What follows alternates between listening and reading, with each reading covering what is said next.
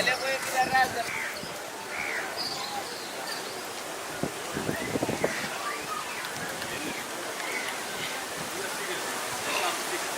tuko na slave market, tuko na pillar dome built by Portuguese people.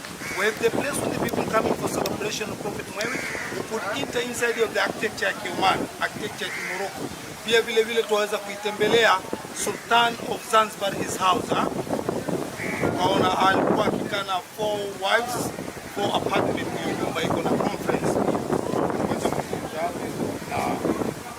So the town is very similar like Zanzibar, sea front yake. Lakini ndani haijafanana na Zanzibar. Mombasa ndio imefanana na Zanzibar. Hii imefanana na Marrakesh. Have you been to Marrakesh?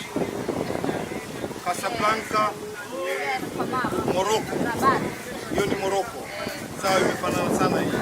So by the way, population of the town is around 60, but we only keep ndani ya Shela. The whole Lamu 180. Now, we can go even to the view. Maybe you can get sunset cruising. I mean, sorry, sunset. Sawa sawa jamaa. Naitwa Omari. Lamu the whole town. Kuna pale island kuna Kirwa, Chokoleani, Mafia, Pemba and Unguja.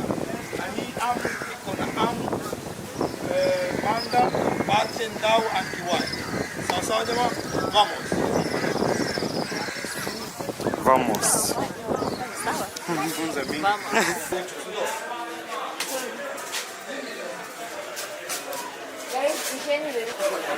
Angalia gari. Angalia mbele. Kuna tari.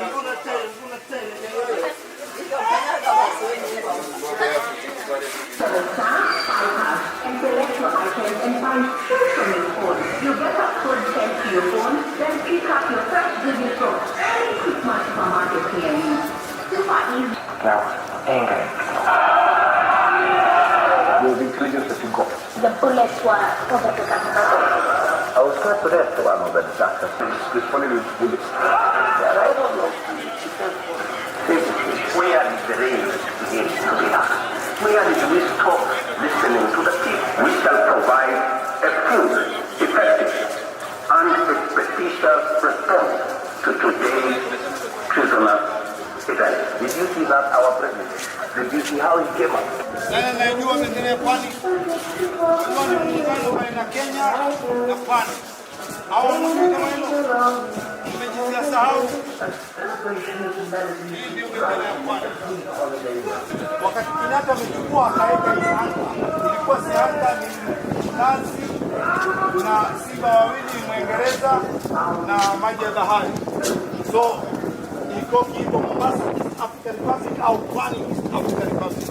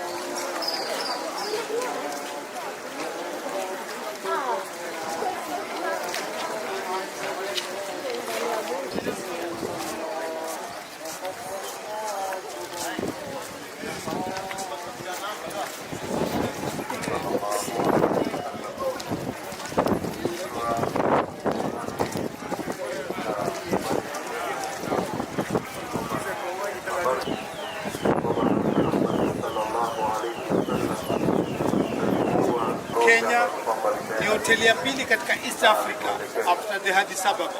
Naipata ni sawa jamaa. Mmefahamiana hapo? Nafikiri mmefurahi. So kuna matatizo. But you're happy, mzee, you can make me happy. You want to add more for me, stop kujitolea katika dini. Makalu kama tulivyozoea kwamba tukiomba kufanya jambo kubwa hafifi, lakini lengo lake apata watu wamuone kwamba anafanya. Wajaa rajulun akhar, kaja kwamba watatoka kwenye ile kikundi chake, wewe lazima afanye bidii zozote mpaka wewe unaofanya jambo la heri, hata kama mtoto ukalidharau ukaona kwamba kidogo.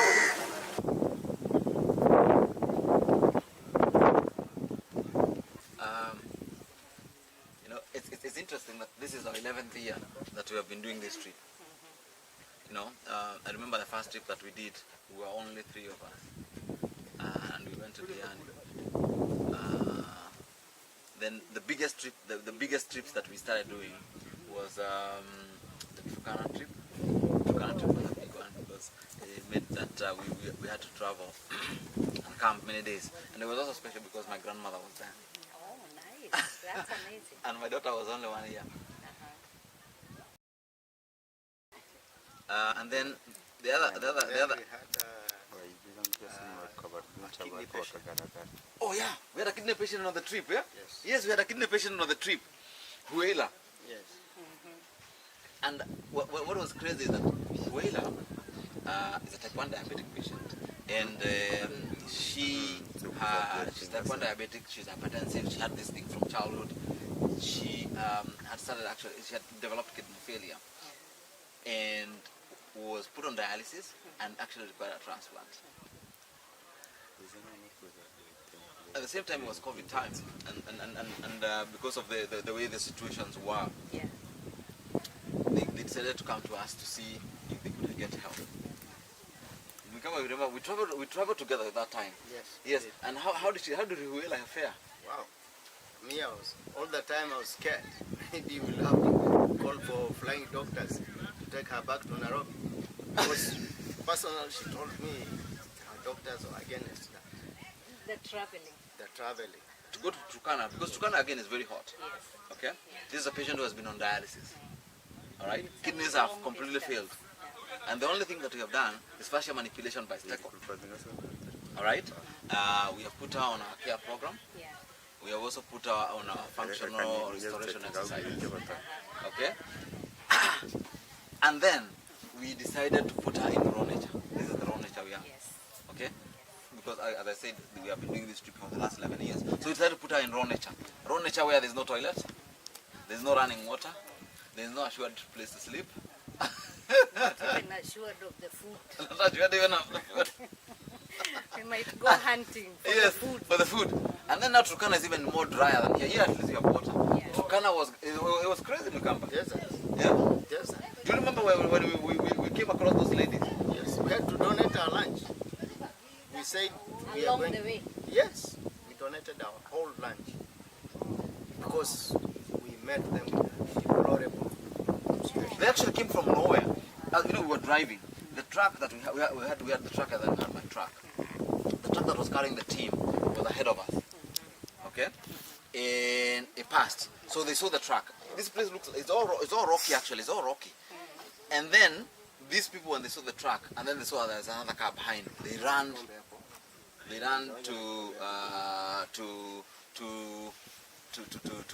the road. And when they ran to the road, so I had to stop. When I stopped, they were like, "Tusaidieni na maji, tupeni chakula." So we gave them lunch. We had bananas, we had water, and we took pictures. You have seen me with Turkana women and kids. Yes, yes. You've seen that? Yeah. That was the picture. The Turkana women. Yeah, that was the. All barefoot. Yes. But that was so epic. Yeah. That was really epic. Anyway, after that, we made the trip and we finished, and Huela did not get sick.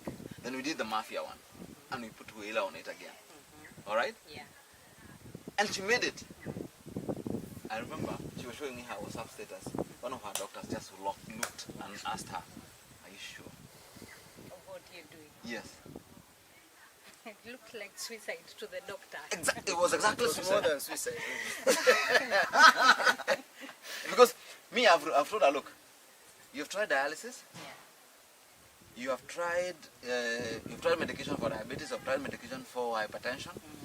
You've done all these things, but if you can really look, your health has just been deteriorating. So doing a kidney transplant, I can assure you, it will only kill you. So let's try something different. I cannot assure you that this will work, Yeah. because I have never done it to anyone else. But let's try. That was 5 years ago. We are with Huela in this trip, Yes. and we're gonna have to do an interview. Actually, Yeah. we're gonna have to do an interview with Huela so that we can see what transformation has happened. Because She looks amazing. we actually discontinued her dialysis. We removed the dialysis tube because she was getting recurrent infections. And I said, I told the doctor, look, It's not working. it's not working. Let's just remove the tubes and see what happens. And I'm really glad that the doctor listened to me. The doctor in Nairobi, in Malindi, I'm not going to mention his name, but really, a guy that you could sit down and and discuss Yeah. and exchange exchange ideas and points, and like, okay, do you want this girl to die or can you give it a shot? And he joined it, and we gave a shot. So today we are with Huela 5 years later. She's on this trip. So we did Mafia also with her. Okay. Excellent.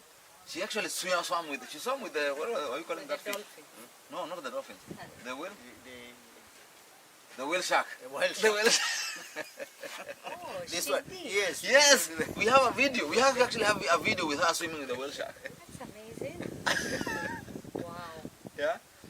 So anyway, now we are here in Kiwayu, and Susan, you're our new addition in the Human Garage. True. I've been teaching you the integrated doctor's way of practice. Yes. Because integrated doctor's way of practice, as guided by our leader Keith Moore, talks about learning as having 4 stages. Yes. All right. This trip, from when we left Nairobi, actually before we left Nairobi, when you got to learn about this trip, to now, what have you learned so far? So far, learning stages are 4. And clearly I can see them unfolding in this trip, because the first step is where you get the information you're told by whoever is organizing the trip that we are going to this and this place. For this time it was Lamu. We all had in our minds Lamu and Mokoi. All of us have never been to Lamu or Mokoi, so we just had that information and the excitement of where we are going, what do I pack, what do I carry. And then the day came. Before the day, the packing details. The packing details were kind of crazy because one, even about the traveling, we were supposed to use boats. First of all, a public transport that has other passengers who are not among the team, so our space for what we are carrying was limited. And then after that, we are supposed to use boats.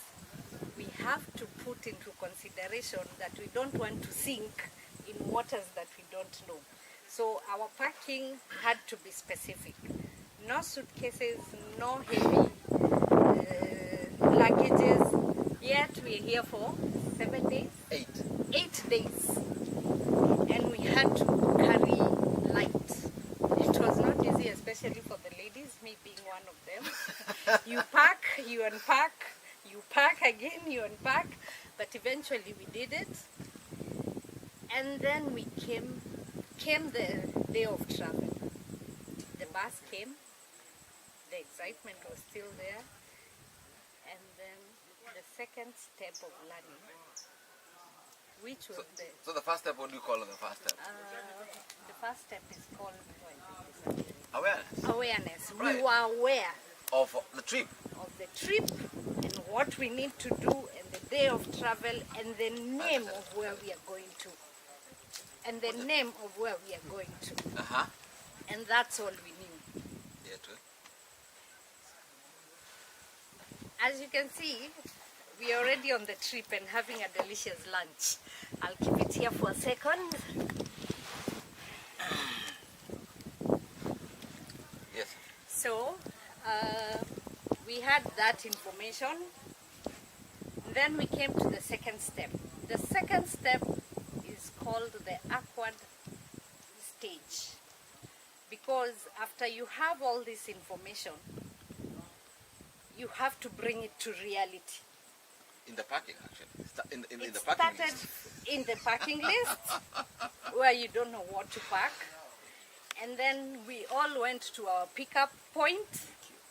The bus came in and it could not fit into our gate, so we had to use the street that is shared with other tenants, which again was awkward. We had to go and apologize to them for keeping them a little longer, waiting for us to load our stuff. The trip was longer than we all expected. We thought it would be 9 hours as per Google. We spent 13 hours, 16 hours along the road. Remember we had that mix up at the Way Way Bridge. We had some small mix-up at the Way Bridge. It was sorted. So it took us 16 hours, which was very awkward because we were expecting 9 to 10 hours maximum. So plus 6 hours, that's a lot. We arrived at Nairobi. What time? 16 hours later. We left Nairobi at 7:30 p.m. We arrived here at 11 a.m. the following day, where we were supposed to meet our crew for the boats so that they bring us to Lamu. We could not see them. They were nowhere in sight. They were not answering their calls. Some were even Teja, the phone was switched off, and we were so confused. We didn't know if they have backed out on us. We didn't know if it is somewhere we can walk to. We didn't know if we need to take a taxi. And then we were told, no, we really have to use the boats, cross the waters to get to our destination, which was very awkward for us. People were hungry, anxious, tired, sleepy. And then again, we had some officials from the government who needed some licenses for our drone guy. Again, that was awkward for him, especially because he's not one of us. So he thought maybe hawa wataniachilia na shida zangu na askari, but luckily he's a professional. He had all the papers and it went through well. Then the boats came. You look at the boat. And we look at the boat and we wonder, okay, this is where we are supposed to put all this luggage. Even without us, we thought the package and the luggage was too much for the boat, but we got a good crew. They apologized for keeping us for long, and they assured us that we are safe. A lot of things happened on the second day. It was quite awkward on the second day because Thank you so much. we had a plan initially and nothing, absolutely nothing went Nothing worked, as per the plan that we had. Where we were supposed to have our breakfast and lunch, the locations changed. Where we were supposed to sleep, we had no place to pitch tents, so we all slept in the boats. We thought we'd leave there in the morning to this place where we are. Again, we are told that At we midnight. have to travel at 1 a.m. and it has to happen at 1 a.m. because of the water, something we all don't understand, but at least we listened to the crew and they explained to us, and here we are. So how was that? It was still very awkward. Everything about yesterday was awkward. Extremely. Completely, extremely, to the farthest you can stretch that word. If you were to rate it out of 0 out of 10. It was at a 10 It was at a 10. or a 12. It was at a 12. Awareness Out of 10. The excitement of coming to it Lamu. was also a 10, 12 because we were so excited. We got phone calls on Monday while at home. How big is your bag? Some people are sharing their photos of their bags to know because of the excitement that they had. Are they So it on was the right? equally, Yes. we call it yin and yang. Yes. Keep it between stretch and relaxation. Yes. All and right. then here we are. We arrived here what time? We arrived here in the morning. On our way, we saw daybreak. We saw sunrise after leaving at 1 a.m. We arrived here at around 8 a.m. It was a smooth sail, comfortable. People started sleeping and relaxing where we stepped into the third stage of learning, which is where you begin to become comfortable. So everyone now at this point looks Comfortable. Apparently, when we docked, people already started undressing and diving into the waters. perfect. Clear. Yesterday, when we Come on, clear. yesterday when we arrived, some of the people had to be carried out of the water. But today, people just undressed Jump. into the water. Even those who don't know how to swim. Even those who don't know how to swim. Are you serious? They waited for the first people. How deep is it? Can my head be out of the water? And when they got that, they were so comfortable. They walked out of the water. Nobody was anxious to carry their bags. Yesterday, everyone wanted to come out with their bags. Yes. Today Because- nobody cares. Nobody cares where my bags are, where my shoes are. Nobody has shoes today. So They are barefoot. they are dancing. They had breakfast. Nobody was questioning when our tea ended. Before everyone was served, everyone is comfortable. Then we shall go on to the fourth step. Daktari will guide us on that because he's taking us step by step without telling us what exactly he's doing to us, Because I also which we appreciate. because I also don't know. The good thing is that we don't know. Apparently, I'm very surprised that Daktari did not know this location. My trust was 100% on him, but now I think it's a 200% because nothing has gone wrong. I think I can trust him more with my life than before because so far so good. Everyone is comfortable. Later we will add some clips of people having their day-to-day in the water, having lunch, dancing, taking photos to show you how comfortable we are today. By the way. Bathroom. How are you using the bathroom? Day one, This is raw camping, by the way. Yes. It's raw camping. very raw. Mm. Day one, it was driver's mama. Hey, You need to stop kidogo. And then day two was very awkward because one of the boats had a toilet. We all thought it was a toilet, but it's just a hole. Actually, you gotta take us through the toilet experience Yes. here. You're gonna have to. Just to a see. hole that is covered. You can't turn around. It's quite small, but it's giving you the privacy that you need, especially for us women. It's quite awkward, but today people are comfortable. Nobody's asking where shall we go to the washrooms. Yesterday people took awkward showers. Yeah, by the way, how did you shower yesterday? Did you shower with the beach water or did you shower? Because this is raw camping Some anyway. people did not shower at Are you all. serious? Yes. Oh, mama. Without naming names. Okay. Without naming Yes, names, yes, some people yes. did not shower. Some people who are good at meeting new faces borrowed people's houses to shower. Some people got a place. What was organized for the team was the well.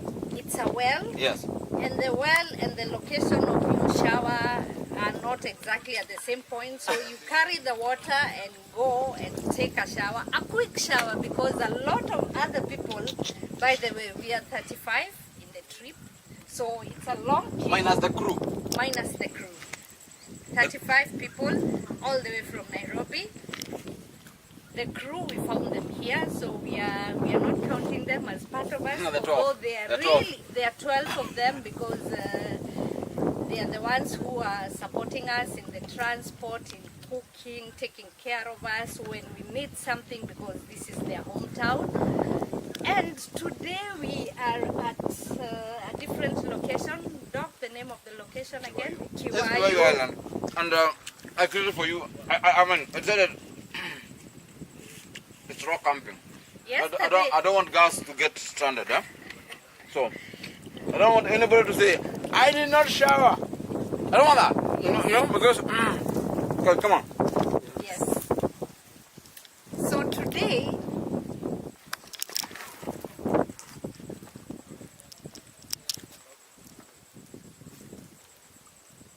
we have a different shower.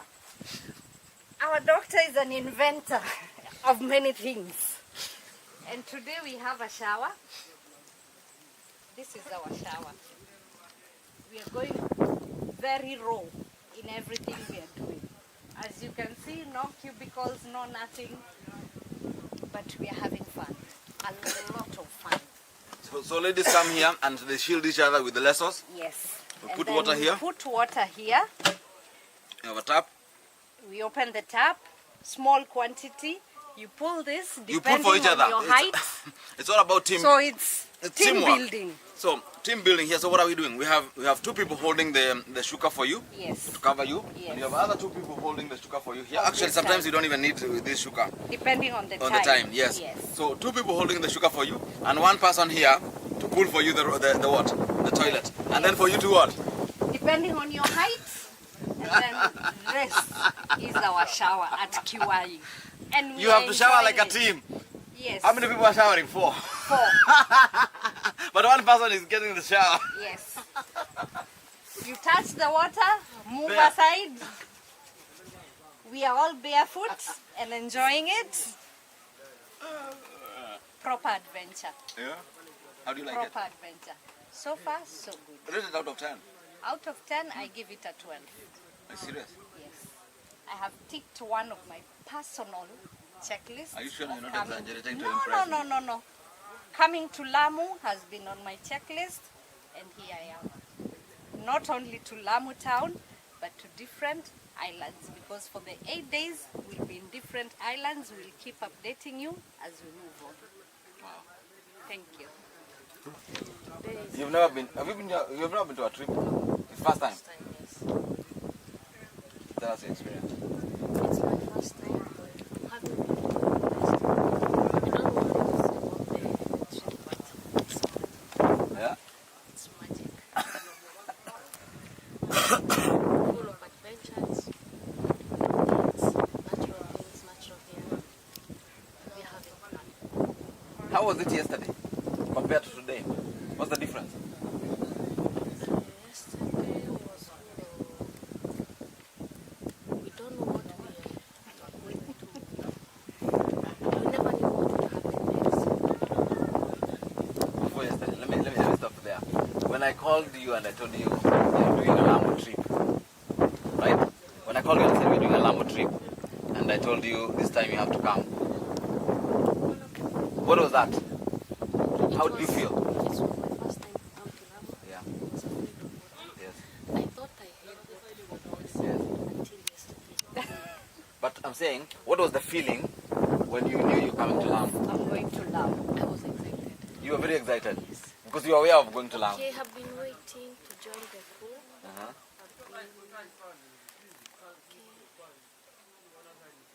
Mukamba has been coming for, I think this is the 4th one. Have been wanting to come, but they had reasons not to come. Yes. So I don't know what I can say because I'm so excited. I was so excited. Aha. And then yesterday you were. After yesterday, I was Confused. We waited. We arrived in Lamu around 9 a.m. We waited waited for organizing people to come. We waited until I was like, hey, should we go back to Mombasa? That's It's her like they're not awkward coming. stage, eh? It's like they're not coming. But when they came,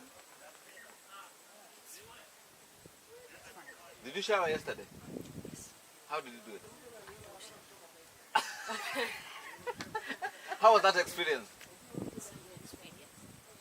And then today, and then what time did we leave to come here from Lamu? 2 a.m.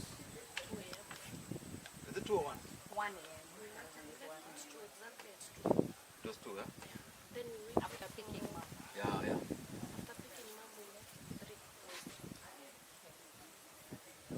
How was your comparison for yesterday and today?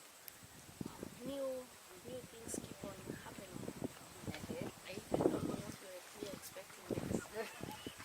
But you're comfortable with whatever comes. Yes.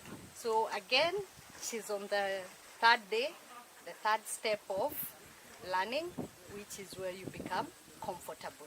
This is Kit Moore. Kit Moore is the founder and lead of the Integration Doctors. He's our lead. And when Kit Moore teaches about the 4 stages of learning, in the first time, I thought it was like, oh, it's not true.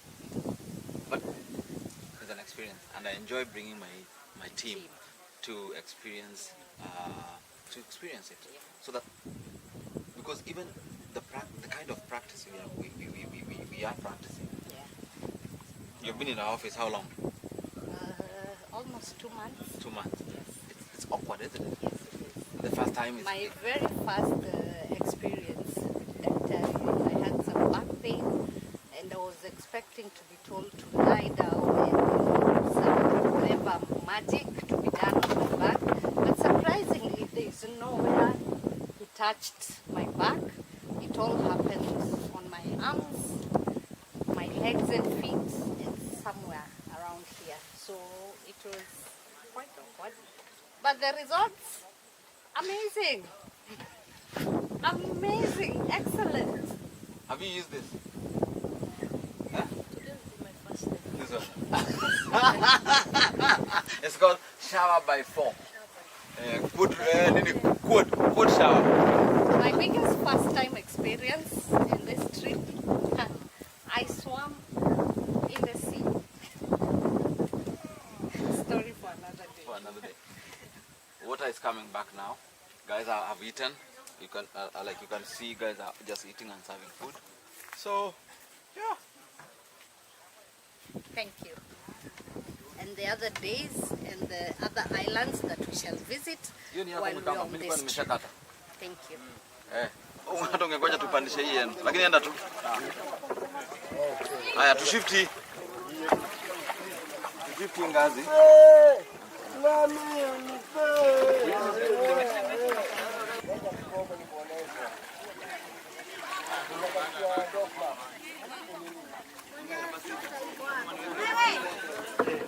Sasa, my boat is this one.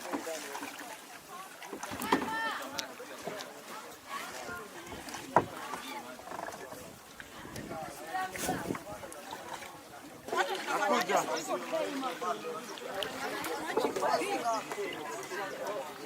Nakuja. Angalia. Boss. Najua nifungulie hii nini yangu. Niamshie hii. Niamshie hii chini. Oh.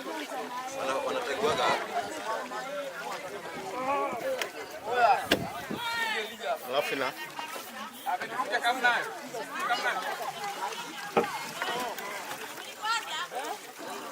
kuna mahali kuna level.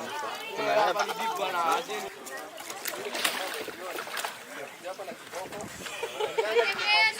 Kisha so I'm gonna use nini hapo?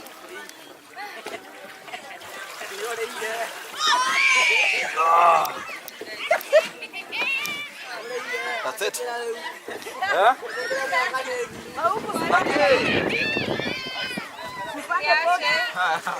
Anjo.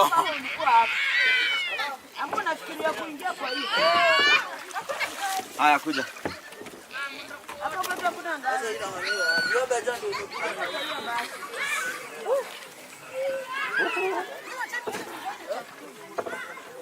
Kuja hapa uingie.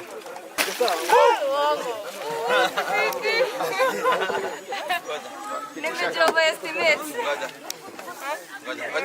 Ngoja kwanza. Hii kwanza.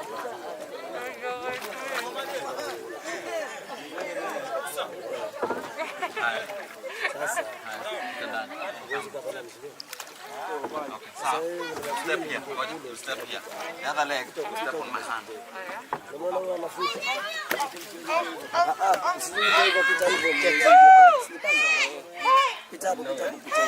Wacha maji ya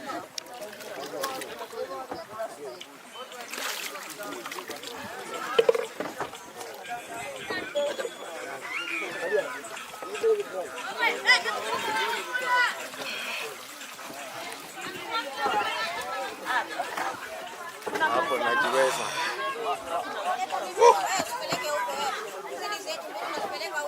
Pain is not a lifestyle. The garage.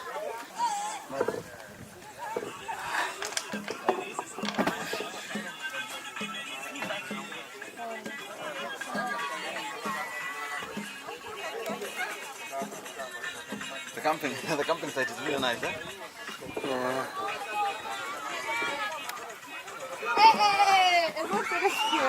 Yeah.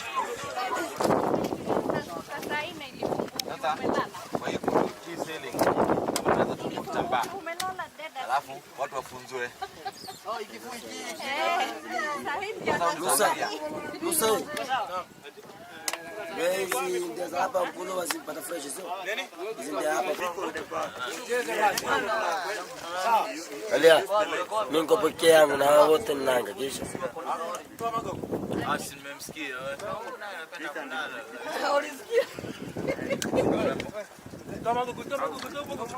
Sawa. You're two men, you're not alone. Ile imeharibika. Ile akashapata na akashakuingoa. Adia nani?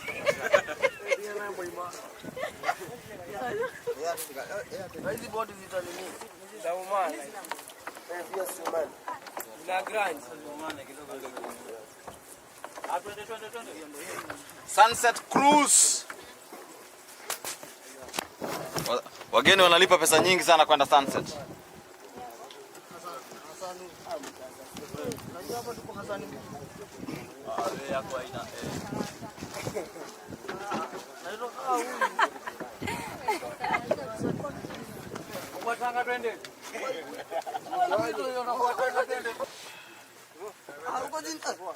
Jamaa wa drone anatupa drone sasa.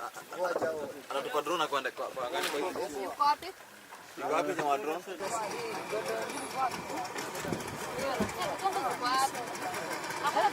Guy pole. I don't know. Unajua nishaanza na kusema pole.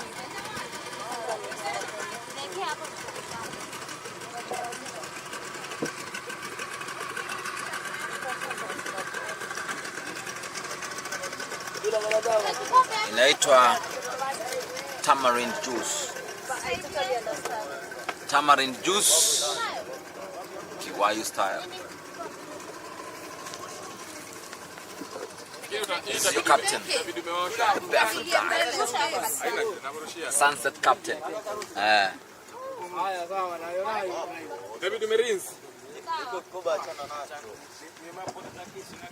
Nani ameenda mwa?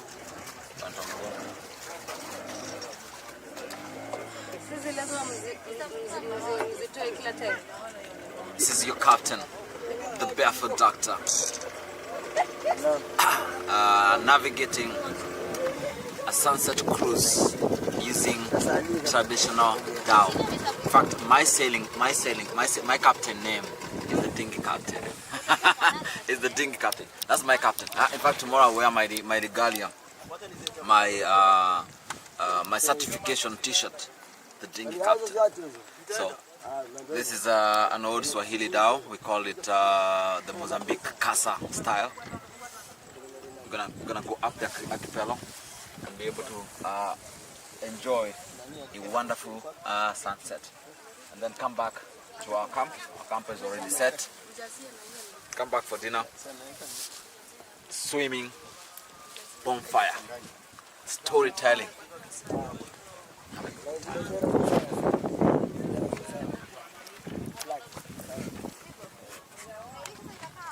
And by the way, I want to say we are flying. There's something I want to say about flags. Come up and see. As I said, this Gao ocean. At the very top, we have our national flag, the pride of Africa, the Kenyan flag. Second to it, it's where the magic starts happening. Fascia manipulation by Steko. This is the method that we use for treatment in conjunction with chiropractic. The second to it is the Tiba Biladawa Foundation. Tiba Biladawa Foundation is a give back movement of the Human Garage. And the Tiba Biladawa Foundation is inspired by barefoot doctors. That's why you see we have the feet. And the slogan is caring for the elderly, but we are changing it to caring for the community, one fascia at a time.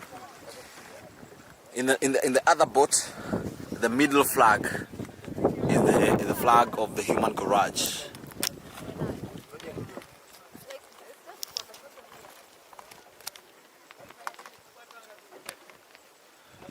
This is the flag. The center flag is the flag of the Human Garage. The Human Garage is the company, is the group that is the sponsor of this wonderful sailing trip. It is the vehicle that gives our patient the 12 weeks to wellness program that has proven to be transformative into our patient's life and well-being. So as we sail, we want to give thanks, one, to God for bringing us all the way. Two, I want to give thanks to my parents for bringing me up. Three, all my teachers. Four,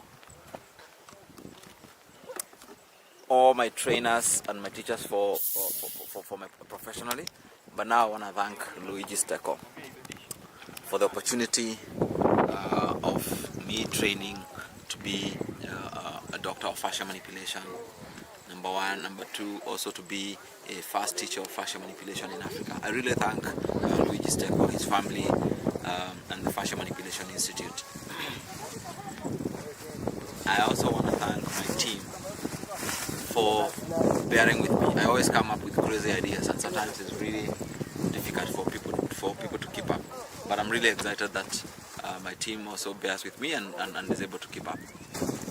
And finally, our dear patients, you who has taken the leap of faith into trust in our process, in trust in our treatment, and you have come to our facility and you have had help. For you who came, maybe didn't follow through, and you are not sure where to be. We still want to tell you that 12 weeks to wellness is the best way to heal. Only if you agree to change, if you agree to follow, if you don't doubt the program. You cannot win when you also go in with doubts. You can only win if you go in with one heart and one belief that when you do whatever you're doing, you're gonna win. This is it. Look at that. Kiwayu Sunset Cruise, and then look at our other two boats. It's a beautiful sail across the archipelago.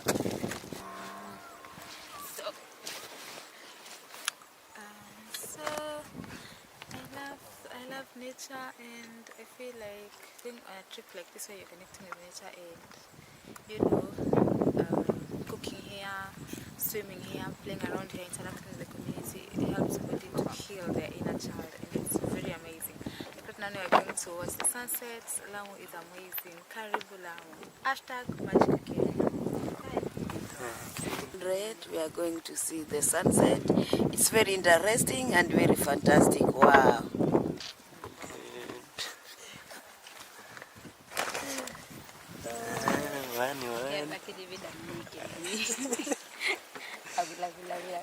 I will talk once I have to talk. Okay.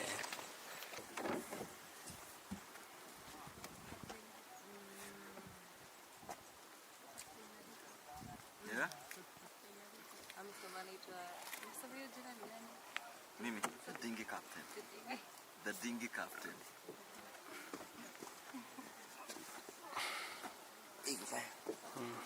The dinghy captain.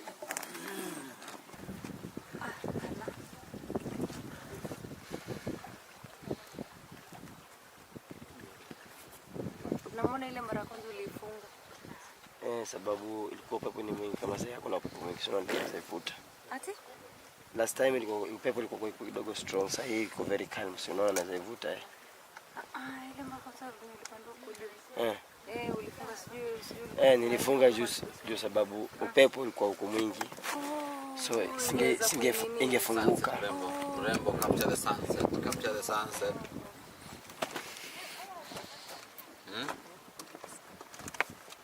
Wow, look at that.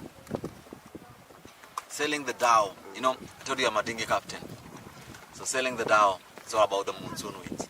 The moon affects the water. So traditionally, the Arab traders, the Swahili traders, as they sailed along the African archipelago,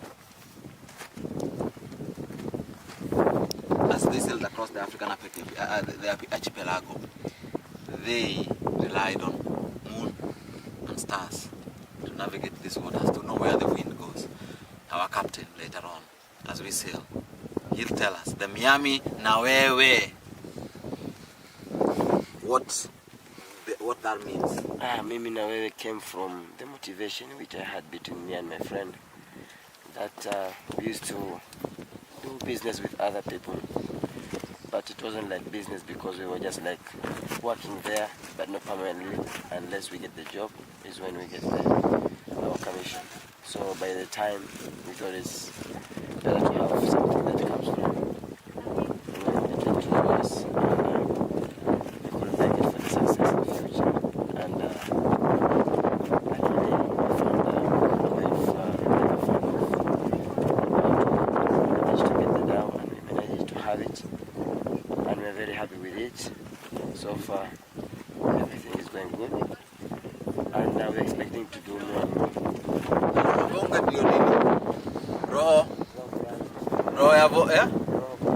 Roho voyage. This is one lady who comes from Chundwa. Pull this side. Yeah. Pull this side. We have to go even up and then go. Then the upper back. The sun was from Chundwa.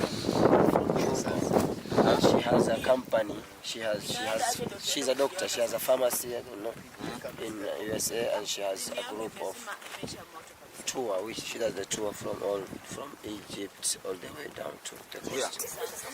What? Yes, she was here recently. Wow. Wow. Guys, can you look at the full moon? Look at how beautiful the full moon is. I mean the sunset is. Yeah? Can you see how beautiful it is? Now, look, observing it from the sea. Oh, and the winds are picking.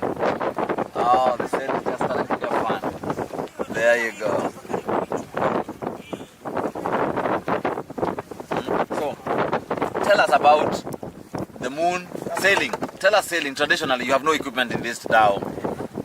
How do you navigate these waters? What do you use? I've not even seen a compass. The thing is, we do what we inherit from our ancestors, that they used to do the navigation, the GPS all the way from the stars and the moon, that we have as a symbol of the eye of the Lamu. If you cross to Lamu, you find the eye of Lamu that tells you lost in Lamu or Dao eye or good luck of Lamu. So it has also meaning of out of that eye, which one of the circles stands for the white, which is the tourist or the tourism that used to come before a long time ago around here. So at that time people were really, especially they were the white people or they were tourists, they were coming around here. And then by them coming, we had a red pigment. That red pigment, it's a pigment which comes from the mountain. And it's not chemical. It really lasts for so many years.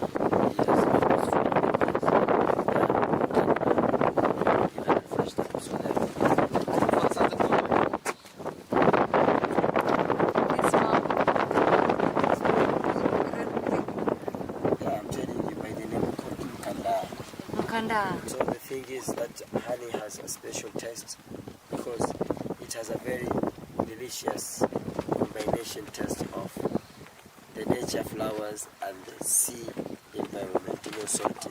Yes. So sweet salt. I could give you Sour a test. salt. If you are making a juice and you have put maybe instead of you having 3 spoons of sugar, you put 2 and then you put a pinch of salt. It can be equivalent to the 3 spoons of sugar. So that honey is naturally aromatical proportion.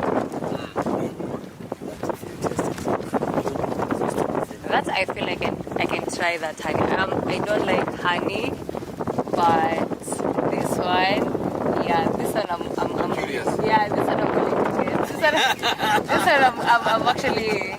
I'm actually willing to get and actually willing to try it. Yeah, because I'm not a fan of sugar whatsoever. Yeah. So this We have one, 3 nights here, so we should try. yeah. Look at the canopy. Look at the canopy of Kiwayu.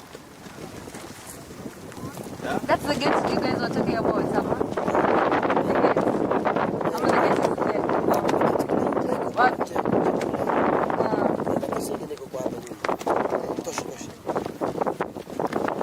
And then the coconut. Have you tasted the madafu from here? Yeah, I've tasted the one that gives had. Okay. So how was the madafu? It was actually smoother than the one from Mombasa. Yeah, more soda. Not sweeter necessarily, but smoother. Like ilikuwa sawa. Ilikuwa natural. It's an island. It's an island fruit. Ilikuwa much more natural. Yeah, ilikuwa much more natural actually. Nice. Dr. Mikamba, what is your experience on this trip? Tell us something about this trip. Wow. I didn't know what to expect. Yeah? I didn't know what to expect. But now that I'm here, it's more than I expected. Everything is beautiful. The accommodation under the acacia trees, the natural ocean swimming, and the inhabitants of this place, very friendly. Thank you. Don't take the other down.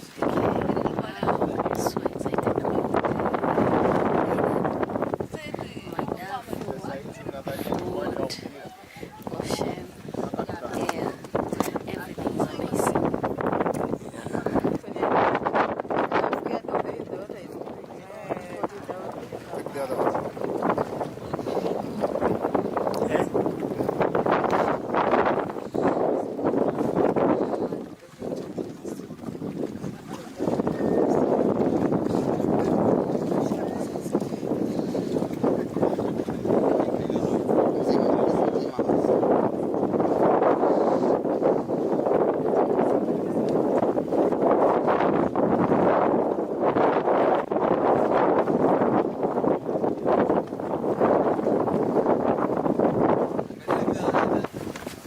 Pole.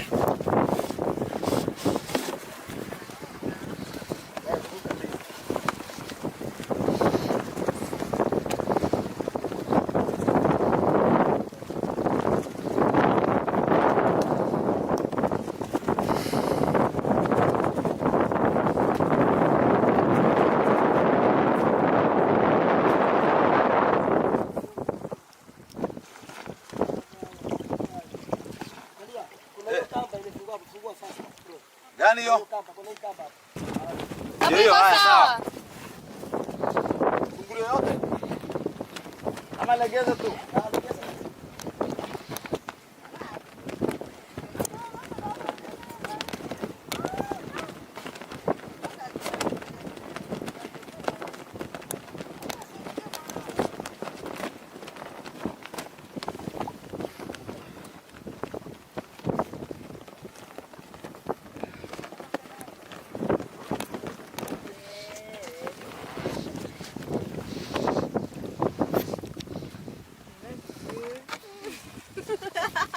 Kaze.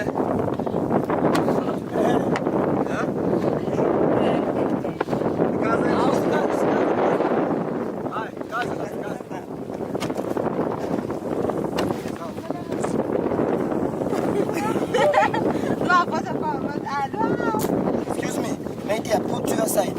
More and more and more and more and more.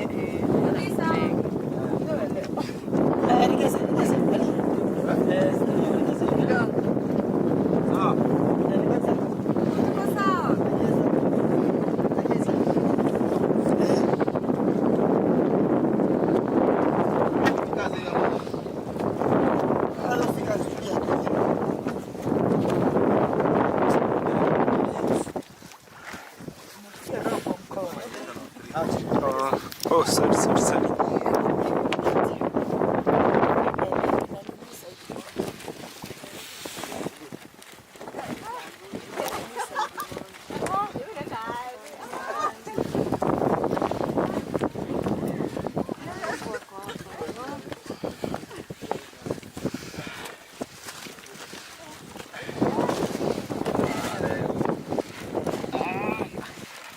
Lamu. Weka straight. Straight sasa.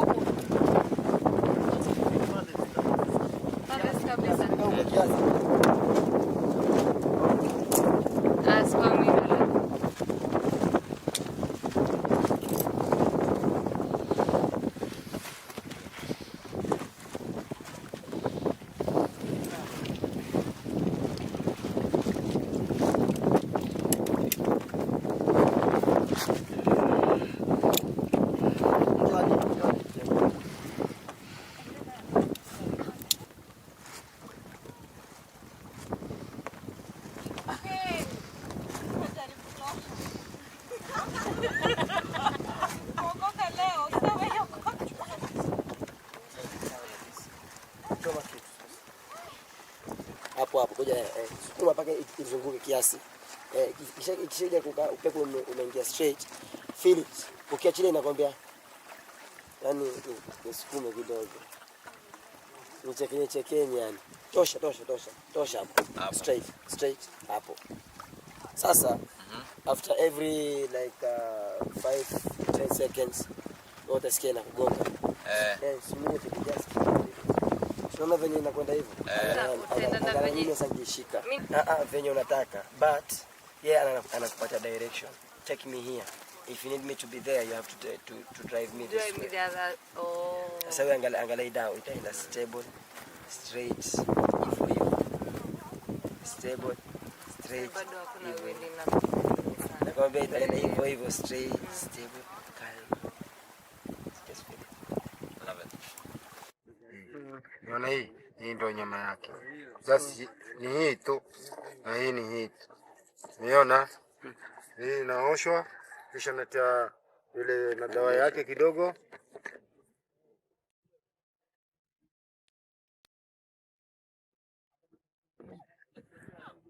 Kama mngeuza vingine, unaona vile yako.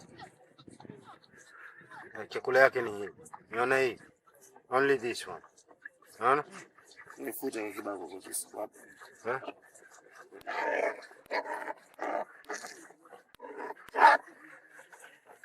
Unaitwa lobster.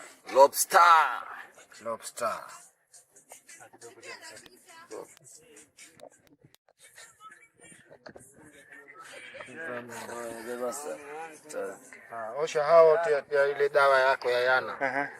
Osha kama na tia makaa kabisa. Wewe tafuta ndio kitu kingine kwanza leo. Sawa.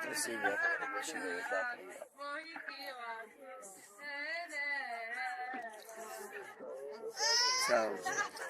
Oshe. Watie mahala na makaa kabisa hapa. Tunasikia mkasada. Wapo bwana?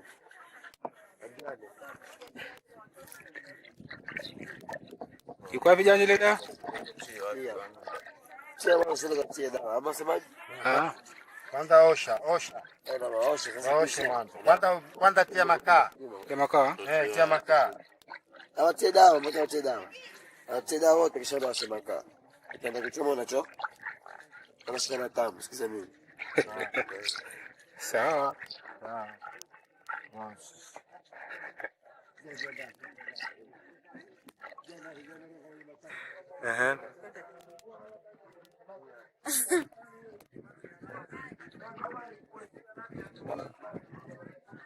Hii ndio miguu yake ambao kule anatembea.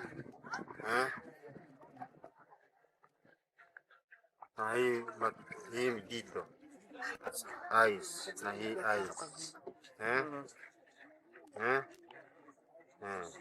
Na hii ni mdomo. Anachukua na anatia. Unaona?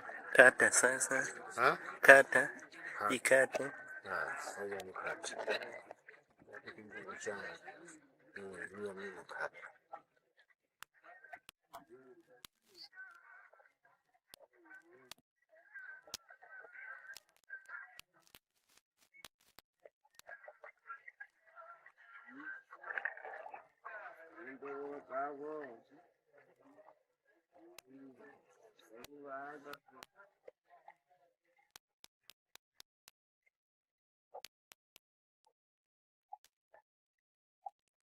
Tuoneshe ndani katikati. Tuoneshe ndani. Unaona? Hii ni kichwa, na hii ndio nyama yake.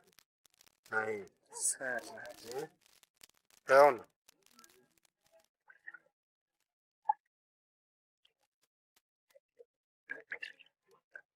Sasa kusafisha. Au sasa mnawachoma kwa hivyo ama mnafanyaje? Natia makaa. Natia makaa hapo. Kisha na iko chuma yake. Natia marination kwa vile dawa. Hii mtembe moja hii afikiri how many? What is this animal? What is it called? Inaitwaje hiyo anima? Inaitwaje hiyo? Hii ni lobster, mayai yake. Huu mnyama anaitwaje? Lobster. Lobster, kamba. Kwa Kiswahili kamba. Kwa kizungu lobster. Lobster. Haya ndo mayai yake. Mayai yake. Haya ya lobster. Sasa haya yakiwa kwa bahari yatoa lobster wengi. Yanatoa wengi. Sasa huyu leo ataweza kuliwa ama huyu anatupwa huyu mwenyewe kunaishi? Analiwa. Ondro mwenyewe akuliwa. Sasa akona ile eggs na zimededi. Na hii tunakula. Sasa tunatoa. Huyo mvuvi alikuwa mwache, lakini sasa pesa. Taacha pesa. Ungemwaje juu ya watoto? Atumaini kwamba atapata wengine. Ndio. Lakini mpaka uwe na imani, uwe na roho ya kumhurumia mnyama. Sasa wewe umeliwa tafuta kamba upate umpata wewe kamata. Kilo shilingi. So unamwacha for conservation of the environment. Na kilo shilingi 10,000 haya. Lakini sasa for conservation ndio yani kesho yako uweze kupata watoto wengine wengi. Sawa mzee. Ama nyinyi mngesemaje kwa mvuvi kama huyo sasa? Mvuvi bwana anataka haki yake. Lakini sasa haki yake ni ashike kitu apate watoto wale, sio? Hiyo ndio haki ya mvuvi. Hii ndio nini? Spices. Spices. Garlic, green pepper, salt, lemon. Okay. Unaweka kwa hizi. Kutoka kwa waga? Hizi ambazo zimesafishwa.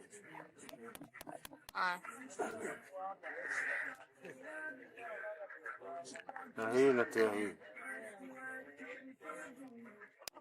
Na hii. Kisha ukonga.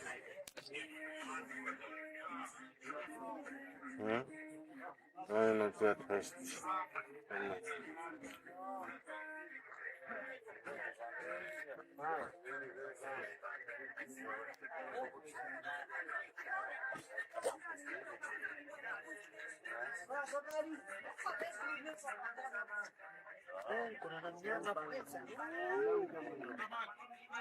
Tunapoweza. Iko wapi? Hatari jamani, hii ni hatari. Na iko hai. Hapa kuna haya. Kwenye kula kuna hai, kwenye kula. Kula ni mboga tu. Mpishe, ingia kwa huko. Mpishe kwa huko. Pita na huko. Niendelee kugonga hizi. Ana ngapi? Tunasimangusha. Nani chukua?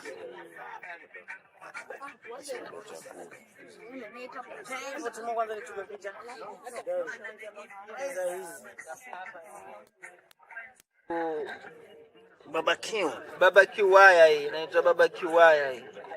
Tunampanga sasa ukamba. ndio naondoa. Mbona ukimpanga ukamba sasa na ushamtia marinate ni kuiva tu, hakuna story nyingine. Ni Wanakulia. alikuwa kate. Unaona hizi? Hizi tapenda.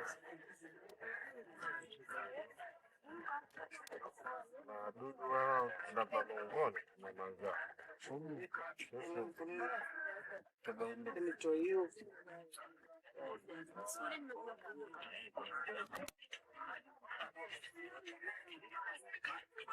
Pamoja weka hapa pamoja.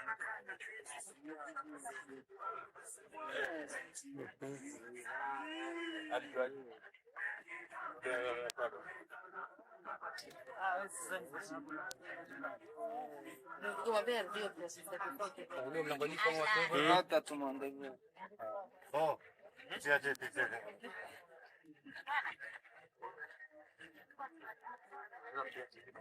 mwana na Jamaica Nyingine. hilo hapo